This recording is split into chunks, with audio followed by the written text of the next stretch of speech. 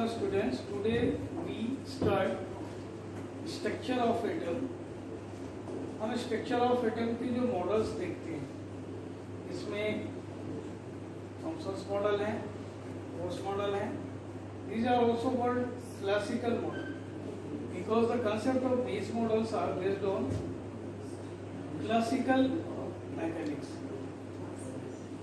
इसमें कई सारी डिमेरिट्स है. आपने देखा रदरफोर्ड मॉडल की बहुत बड़ी डिमेरिट है कि मैक्सवेल की 17th सेंचुरी की जो थ्योरी करती है when any charged particle undergo accelerated motion, अगर कोई चार्ज पार्टिकल एक्सेलरेटेड मोशन को पर जाता है. एक्सेलरेटेड मोशन का मतलब क्या है?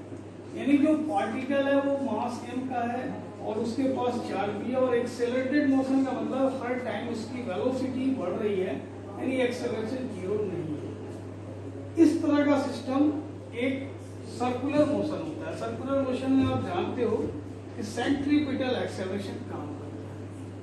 मैक्सवेल की थ्योरी कहती है कि when any charge particle undergoes accelerated motion, you may take the example of circular motion, then electromagnetic energy will be emitted from that. That is, the energy associated with this charged particle will be comes out in the form of electromagnetic waves.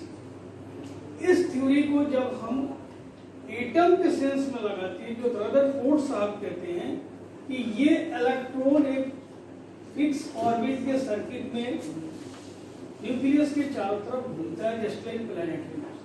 लेकिन Maxwell की theory को हम लगाएं तो ये कहते हैं कि अगर ये इलेक्ट्रॉन सर्कुलर पाथ में जा रहा है तो ये इलेक्ट्रोमैग्नेटिक वेव को कंटिन्यूअसली इमिट करेगा. और अगर हम इस थ्योरी को लगाएं तो देयर इज कैटास्ट्रोफी, यानी एक आपदा आ जाती है. आपदा क्या कि अगर ये चार्ज पार्टिकल एनर्जी को इमिट कर रहा है तो इसकी जो सर्किल की रेडियस होगी कंटिन्यूअस सिकुड़ती जाएगी, यानी इसको एक स्पाइरल पाथ मिल जाएगा.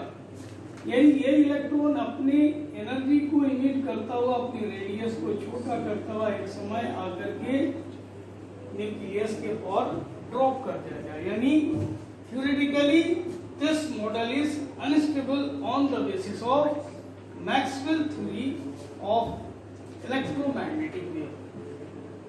तो फिर अब यहाँ एक कंसेप्ट आता है electromagnetic wave. How can electromagnetic waves are produced?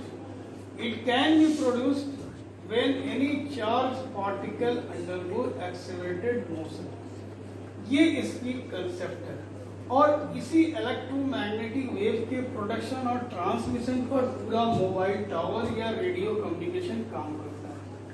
अब हम आए इसमें वेव एक वर्ड आ रहा है. Now we are talking about wave. तो first we classify wave. Do you know there are two types of wave? You are already studied in your class now 9.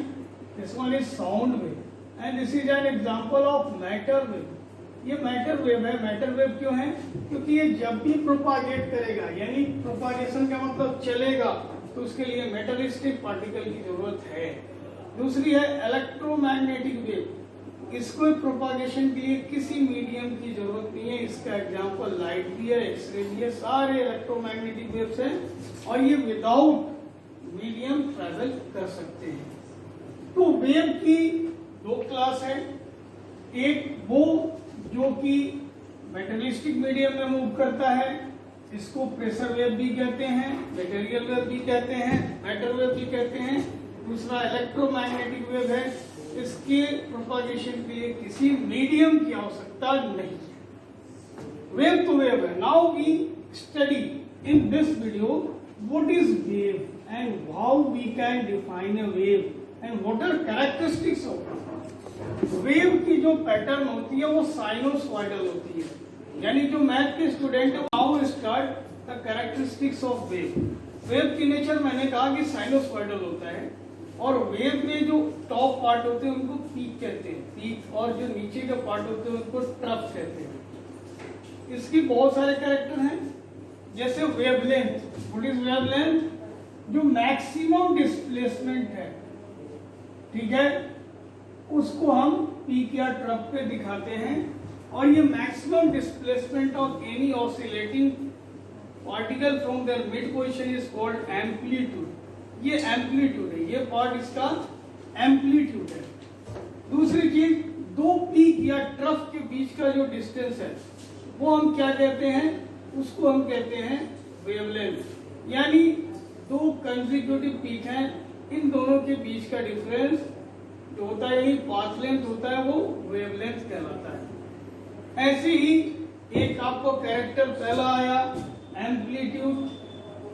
Amplitude क्या होता है, मैक्सिमम डिस्प्लेसमेंट होता है।